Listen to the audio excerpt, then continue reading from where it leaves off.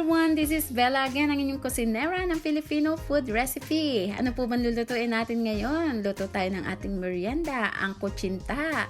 Ito ang ating mga ingredients. Meron tayong rice flour, ayan, glutinous flour, ayan, meron din naman tayo dito na all-purpose flour. Ito, ayan, pinagsama-sama ko siya. At merong dark brown sugar, lye water, annato powder, ito. At syempre, nandito rin ang ating grated coconut or desiccated coconut, pero mas masarap kung fresh grated coconut. Lagay lang muna siya natin dito sa isang tabi kasi mamaya pa natin siya kakailanganin pagluto na. Pagsamasamahin natin ang ating mga harina or arena, kung ano man yung inyong tawag. Ayan. Okay, then haluin na natin. Ayan. Kuha natin ng ano. Yan. Then, isama naman natin ang ating dark brown sugar.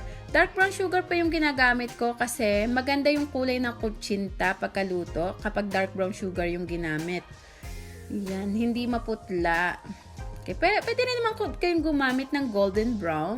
Pero ako mas komportable kasi ako sa dark brown. At habang minimix po natin to, ayan, lagay na natin yung tubig. Dahan-dahan lang po yung paglalagay ng tubig. Huwag natin bibiglain kasi para hindi kaagad buo-buo. Kasi pag nagbuo-buo po, medyo mahirap i-mix. So, dahan-dahan lang po, onti-onti lang. Habang sinasalin yung tubig, ayan, sabay naman po yung pagmimix. At dapat meron na rin po tayong nakasalang na tubig sa ating steamer. Para pagkatapos nitong ating mixture, diretso steam na tayo. Ayan, sige pa, halong mabuti. Ayan, at shout out po sa aking kumare kay Sharon Pilinya at sa kanyang mga grupo na nanonood po dyan sa Dubai. Ingat po kayo palagi dyan. Eto na ang pamerienda. Pwede nyo na itong gawin dyan. Ayan, haluin lang mabuti. Okay, see?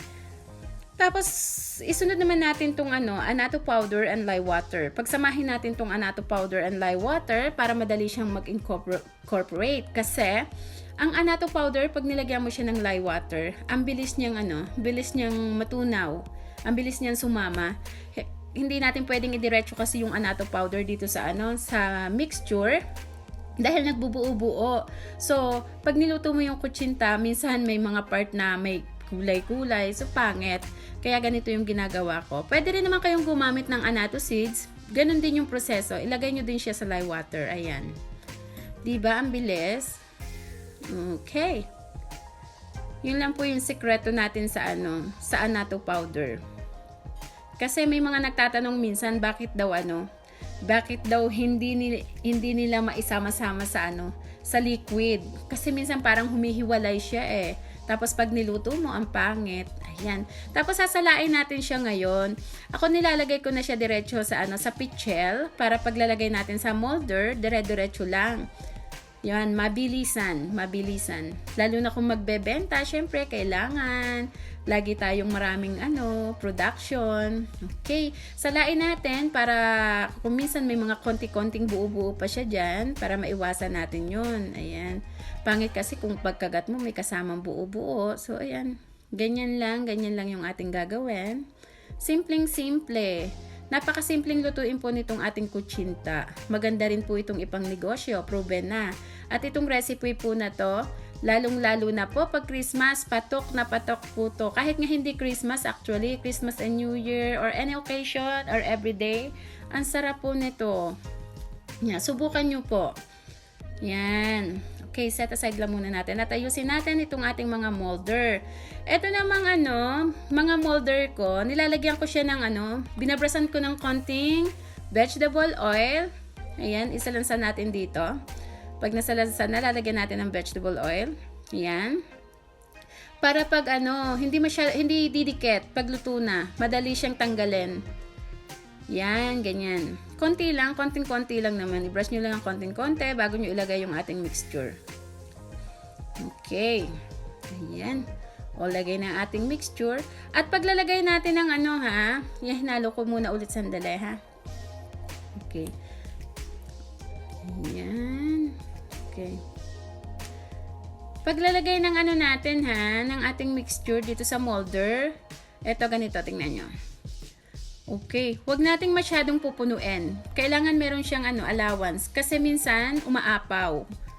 So, papangit naman. At isang tip din po, pag kutsinta yung niluluto natin, kailangan ng apoy natin is gentle lang. Paanong gentle? Let's say 1 to 10 yung number ng ating kalan, nandun lang tayo sa number 8.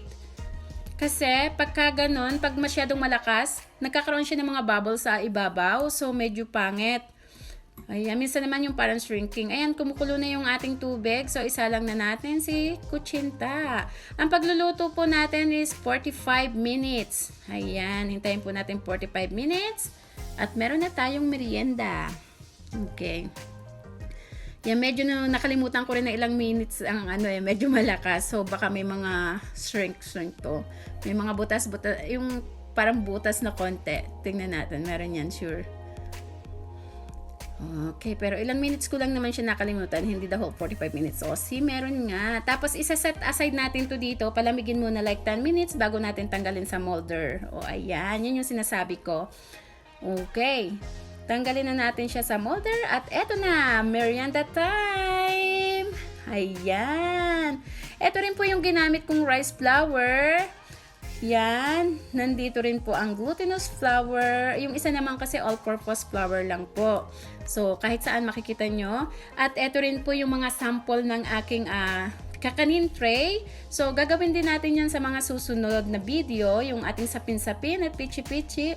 Pinakita ko lang po sa inyo yung sample para at least may idea kayo kung per tray. Yan. Okay, so hanggang sa muli po, maraming salamat po sa panonood. Ito po muli si Bella, ang inyong kusinera ng Filipino food recipe. Kung nagustuhan nyo po yung ating video, please like, share, and subscribe na rin po. Pakihit na rin po yung bell para ma-notify po kayo sa mga susunod na video. Maraming salamat po at ingat po tayong lahat. God bless! Bye-bye!